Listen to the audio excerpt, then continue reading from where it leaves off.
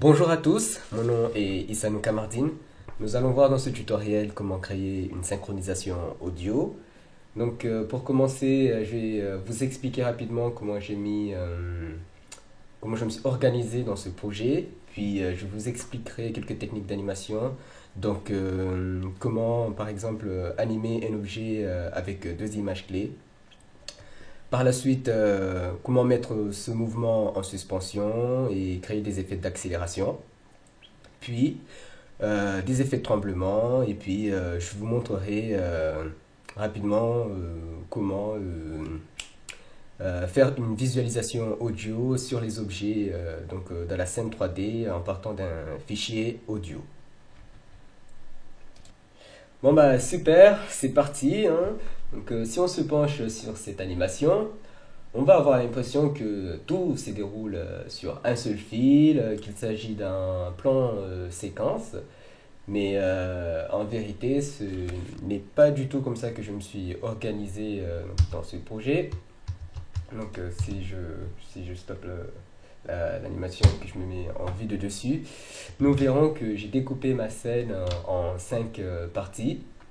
Après avoir modélisé mes objets, bien rigué, les avoir préparés pour l'animation, j'ai juste dupliqué 5 fois ces objets.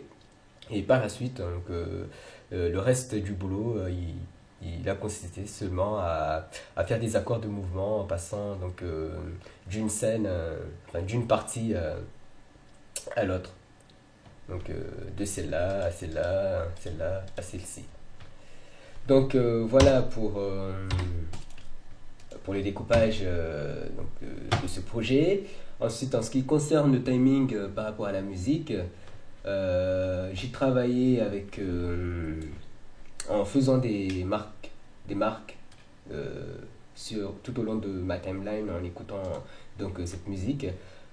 Il suffit d'appuyer sur la touche M pendant qu'on écoute la musique et sur les moments forts, ajouter un marqueur. Par la suite, je l'ai renommé pour pouvoir me repérer plus facilement dans ma timeline. Vous avez ici en bas toutes les étapes. Ici, je suis dans le tremblement, je suis dans le changement de forme. Voilà. Ça m'a permis de me repérer dans cette animation. Voilà pour ce qui concerne le timing. Maintenant, je vais vous montrer comment faire les switches de caméra. Pour ça, je vous ai préparé une petite scène que voici. Sur cette scène, j'ai deux objets et deux caméras. Chaque caméra filme l'un des objets. Ce que je veux, c'est qu'à un moment donné dans ma timeline, on change de caméra. Pour ce faire, j'ai besoin de deux marqueurs. J'ajoute mes marqueurs. Voilà, admettons qu'à cet instant, voilà, une caméra et qu'à cet instant-ci, une autre caméra. Maintenant, le jeu il consiste à associer chaque caméra à l'un des marqueurs. Je sélectionne ma caméra, mon marqueur est sélectionné. Je fais la manipulation CTRL 0 pour entrer dans cette caméra. Je retourne sur ma timeline surtout, très important. Et je fais la manipulation CTRL B. Maintenant, j'ai cette caméra associée à ce marqueur. Sur ma timeline, toujours, je fais gaffe à désélectionner mon marqueur pour ne pas l'associer à une autre caméra. Voilà, je vais désélectionner. Je sélectionne mon autre marqueur. Je me positionne à peu près au moment voulu. Je sélectionne ma deuxième caméra. Je fais la manipulation CTRL 0. Je suis dans cette caméra. Je retourne sur sur ma timeline et je vais faire la manipulation CTRL B. Maintenant, j'ai ce marqueur associé à ma caméra. Une fois que je serai devant le marqueur, normalement, je change de caméra. Voilà. Comment faire un switch? Hey! Maintenant, nous passons aux techniques d'animation. Pour cela, je vais supprimer tout ce que j'ai sur ma scène. en appuyant deux fois sur la touche A, X pour enlever tout ça. Je vais ajouter un nouvel objet, un cube. Je vais le placer à peu près au centre. J'appuie sur la touche 5 pour bien plaquer cette vue. À cet instant, au début de notre animation, on veut que notre objet soit dans cette position. Donc on fait I, une fenêtre s'ouvre, et avec plein de possibilités d'animation, la rotation, la taille, etc. Nous, c'est la position qui nous intéresse. Donc voilà, on sélectionne ça. On se déplace dans notre timeline et on veut qu'à cet instant, notre objet prenne cette position. Donc on le place, on fait I de nouveau et on fixe la position. Maintenant, si on se déplace dans notre timeline, notre objet va s'animer. Donc je vais juste raccourcir voilà la sélection d'animation. Voilà. Donc si je joue cette animation, on a une espèce d'effet d'amortissement. Au début, l'objet part... le mouvement n'est pas linéaire. Il y a un ralentissement au début et à la fin. C'est pas ce qu'on veut. C'est dans Blender par défaut. Donc on va enlever ça et à l'occasion créer notre effet à nous. Donc je passe cette deuxième fenêtre que je viens de créer en éditeur graphique. Dans cette fenêtre, je fais j'appuie sur la touche V et je passe cette courbe en vecteur. Voilà. Donc maintenant, il n'y a plus cet effet d'amortissement au début et à la fin de l'animation de notre cube.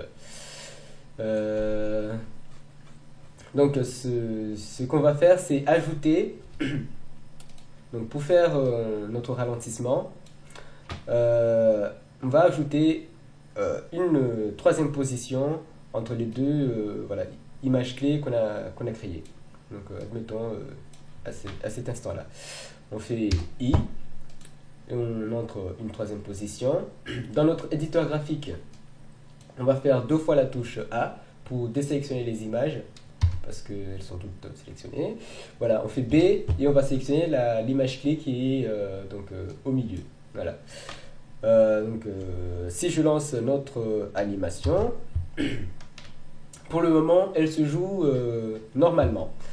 Donc, pour faire un ralentissement, il va me suffire de déplacer l'image qui est au milieu, entre mes deux premières images clés,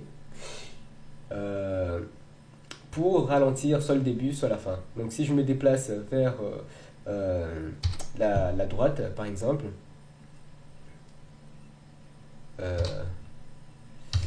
on va avoir un début très très lent, et puis à la fin, une accélération. Voilà. Donc si je veux l'inverse, il me suffit de déplacer mon image clé de nouveau.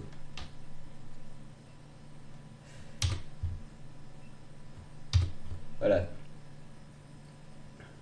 Maintenant c'est plus le début qui part en accélération et puis on a un ralentissement à la fin. Voilà. Maintenant on va voir comment faire un tremblement sur notre objet. Pour ça, on va avoir besoin encore une fois de notre éditeur graphique, donc on va le chercher. Il est caché où? Il est par là. Éditeur graphique, donc le voici. Donc pour pouvoir manipuler cet objet sur notre éditeur graphique, on va avoir besoin qu'il apparaisse. Et pour ce faire, on va lui ajouter une image clé, donc sur la position. Donc le tremblement qu'on va faire là, il va se produire sur la position puisqu'on a mis une clé sur la position. C'est-à-dire qu'on peut tout aussi bien animer faire trembler la rotation et l'échelle de notre objet, etc. Donc on peut obtenir des animations plus ou moins très très intéressantes avec ces paramètres là. Donc sur notre éditeur graphique, vous repérez le petit plus dans le coin en haut à droite, on va cliquer dessus et sur ce panneau, tout en bas, on va aller chercher un modificateur, Noise, voilà. Et donc en jouant avec ces paramètres, donc là si je lance mon animation, on voit que notre objet, là, il prend vie. Oh, c'est magnifique. En jouant avec les paramètres d'échelle, on va faire des animations plus ou moins douces. Et la force, on va obtenir des choses plus ou moins très prononcées. Voilà. Comment faire un tremblement en 2-3 petits clics sous Blender. Donc maintenant, je vais vous montrer comment faire une visualisation audio. En partant d'une musique, on va essayer d'animer un objet. Ça, c'est plus intéressant et ça permet d'obtenir des choses vachement chouettes.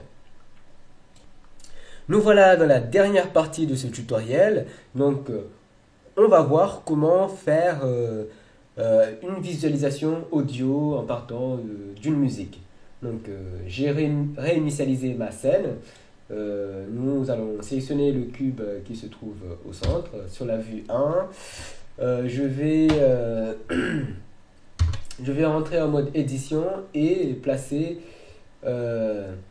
l'objet, faire en sorte que le point d'origine soit la base de notre objet. Voilà. Encore une fois de plus, on va avoir besoin de notre éditeur graphique. Donc on va aller le chercher ici. Et de la même façon que tout à l'heure, pour pouvoir manipuler cet objet dans l'éditeur graphique, on va avoir besoin que ces paramètres apparaissent. Et pour ce faire, il faut qu'on rentre une image clé. Donc on va rentrer une image clé, en l'occurrence ici, sur la taille de notre objet. Voilà. Maintenant, le paramètre apparaît dans l'éditeur graphique. On va aller dérouler ici à gauche l'onglet taille et on va aller sélectionner la taille sur l'axe Z. Donc ce qu'on veut, c'est animer notre objet sur l'axe Z de haut en bas en fonction des données sonores qu'on va précalculer sur la courbe ici dans l'éditeur graphique. Voilà, donc pour ce faire, on va aller dans Clé et chercher Précalculer du son vers F-curve. Voilà, on clique ça et dans notre disque dur, on va aller chercher le son qui nous intéresse. Ensuite, on fait Back to Sound, enfin Back Sound to F-curve. Voilà, ici en haut à droite. Voilà. Maintenant, on voit que notre courbe varie en fonction du son qu'on vient de charger. Si je lance notre animation, on voit bien que notre objet s'anime sur l'axe Z. Mais vous me direz, il ne varie pas tant que ça. C'est-à-dire, il varie entre 0, ici sur l'axe X, et jusqu'à 3 cases dans l'échelle de Blender. Donc, pour pouvoir accentuer ce mouvement, on va avoir besoin d'un modificateur. Donc, on va aller chercher ici, tout en bas, ajouter un modificateur, et on va ajouter une enveloppe. En fait, l'enveloppe, ce qu'elle va faire, c'est étirer cette courbe sur la hauteur Z. Enfin, on peut... voilà, vous m'avez compris. Donc, on va aller chercher ici... enfin, on va d'abord faire quelques petits réglages minimum, maximum, etc. Donc, on veut que la variation se fasse entre 0, ici. Je viens de positionner. Et 2, ici. Donc, cette enveloppe, une fois en place, on va pouvoir l'agrandir et déformer cette courbe. Donc, pour ce faire, on va faire Add Point. Voilà.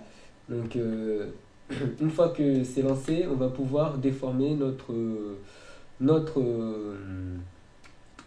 objet. Voilà. Comme ceci.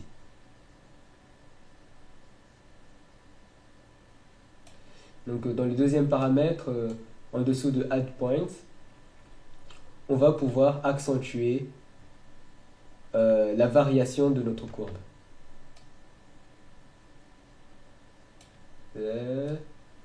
Voilà. Enfin, les deux derniers paramètres.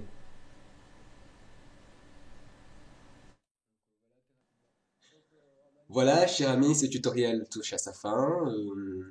L'idée ici, c'était pas tellement de faire une initiation à la 3D, mais plus montrer qu'avec des animations très très simples, des choses basiques, on peut faire un rendu efficace en synchronisation audio sous Blender. Donc, pour les prochaines fois, ça sera plus des choses dédiées à ceux qui ont envie de commencer la 3D, donc à commencer par représenter l'interface et les manipulations essentielles à savoir sous Blender. Donc voilà, je vous remercie de l'avoir suivi et à très bientôt. Issa Kamardine.